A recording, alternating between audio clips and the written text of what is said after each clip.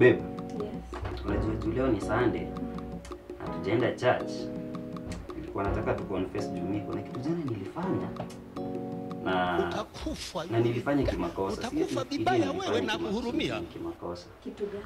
So unaona jana venye nilikuwa naenda bafu, tukapatana na wewe ukaniita babe. Sijui kama uliona nilishtuka kidogo. Niliona na nikashindwa kwa nini. Juu mimi nilikuwa nimetoka kwa nyumba na jana mimi nilikula sister. Unaona wakati sasa uliuliza babe. Ndio niligundua si wewe. Hiyo ndio unaniambia tu confess hapa.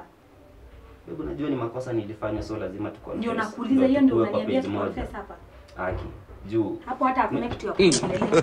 Susan, Susan. Babe. Usimfukuze hata Jacob aliwa sisters. Usiniambie wewe, atoke kwangu. Lea na Rachel wa sisters. Usimfukuze babe. Kumbavu zangu. Umbwa mimi.